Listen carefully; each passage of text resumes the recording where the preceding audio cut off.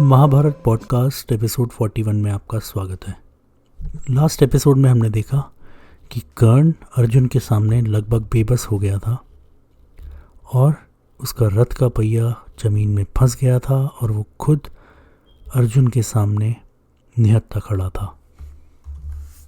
रणभूमि में एक पल के लिए बिल्कुल सन्नाटा छा गया।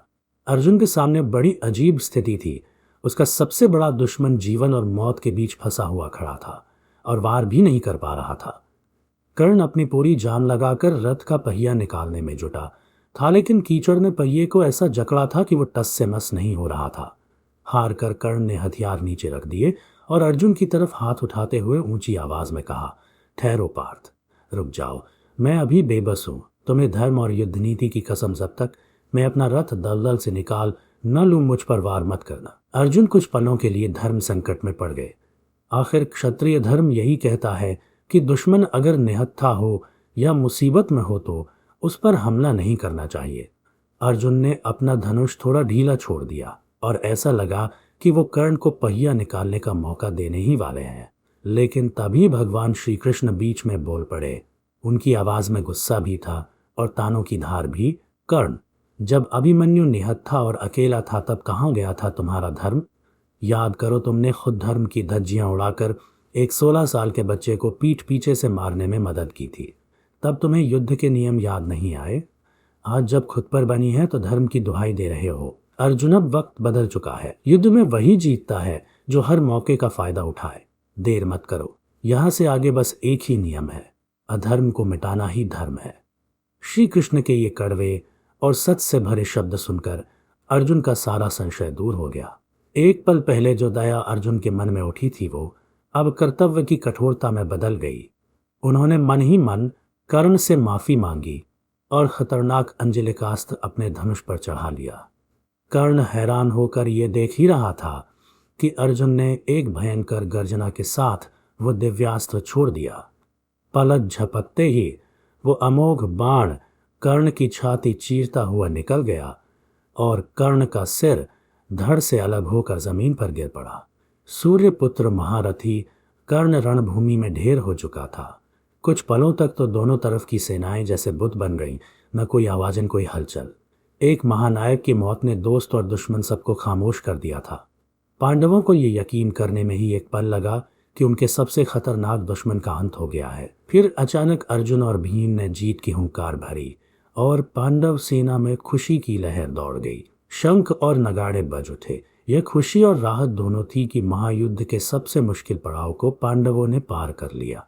उधर कौरव सेना में मातम पसर गया। कर्ण की मौत के साथ दुर्योधन का सबसे बड़ा सहारा छिन गया था। कर्ण ही तो था जिसने आखिरी वक्त तक दुर्योधन की जीत की उम्मीद जिंदा रखी थी और आज वो खुद काल के गाल में समा गया। दुर्योधन ने दूर से ये मंजर देखा तो उसकी आंखों के आगे अंधेरा छा गया। उसे भरोसा ही नहीं हो रहा था कि महान कर्ण को कोई मार भी सकता है। कौरव पक्ष के जो बचे खुचे योद्धा मैदान में थे उनका भी हौसला टूट गया। कुछ सैनिक तो डर के मारे पीछे हटने लगे, कुछ भाग खड़े हुए। अर्जुन के भयानक पराक्रम और कर्ण के गिरने ने दुश्मन सेना की कमर तोड़ दी थी। खुद दुर्योधन भी घबराहट से बेचैन हो उठा। उसने चारों तरफ नजर घुमाई। दोस्तों की लाशें, भागते सैनिक और हर तरफ तबाही के सिवा उसे कुछ नहीं दिखा। एक पल को उसका साहस डगमगाया, लेकिन उसने तुरंत अपने सारथी को आदेश दिया कि बची हुई सेना को इकट्ठा कर पीछे हटे। कर्ण का वध दोपहर के बाद हुआ था और अब सूरज ढलने को था। दोनों पक्ष चुपचाप युद्ध विराम के लिए मान गए। 17वें दिन का सूरज खून जैसी लालिमा लिए डूब गया। दुर्योधन ने कर्ण के बेजान शरीर को देखते हुए मन ही मन कहा, मित्र, तुमने अपना धर्म निभाया। अब मैं तुम्हारे कर्ज का बदला पांडवों से अपनी आखिरी सांस तक लड़कर चुकाऊंगा। दुर्योधन कर्ण की लाश के पास तुरंत नहीं जा सका क्योंकि वहां पांडव सेना खड़ी थी। उसे पीछे हटना पड़ा। उस रात कौरवों के तंबू में सन्नाटा और मातम था। दुर्योधन ने चुपचाप कर्ण के शव को उठवाया और पूरे सम्मान के साथ उसका अंतिम संस्कार किया। वो कुछ भी कहने की हालत में नहीं था। उसका सबसे प्यारा दोस्त, जिसे उसने राजा बनते ही अंगदेश का राजा बना दिया था, जिस पर उसे खुद से ज्यादा भरोसा था, आज वो हमेशा के लिए चला गया था। कर्ण की विदाई ने दुर्योधन को अंदर से तोड़ दिया था, पर बदले की आग अब भी ठंडी नहीं हुई थी। उसने ठान लिया कि पांडवों को खत्म करके ही वो कर्ण की मौत का बदला लेगा। 18वें दिन की सुबह कुरुक्षेत्र युद्ध का आखिरी अध्याय शुरू हुआ। कौरव सेना में अब कोई बड़ा योद्धा नहीं बचा था। भीष्म, द्रोण, कर्ण, दुशासन सब जा चुके थे। जो थोड़े बहुत नामी योद्धा बचे थे उनमें अश्वत्थामा, कृपाचार्य, कृतवर्मा, शल्य और खुद दुर्योधन ही थे। दुर्योधन ने इस आखिरी दांव के लिए अपने मामा मद्रराज शल्य को कौरव सेना का सेनापति बनाया। शल्य खुद बहुत ताकतवर योद्धा थे। नकुल सहदेव के मामा होने के नाते पांडवों से उनका रिश्ता था, लेकिन मजबूरी में वे कौरवों की तरफ से लड़ रहे थे।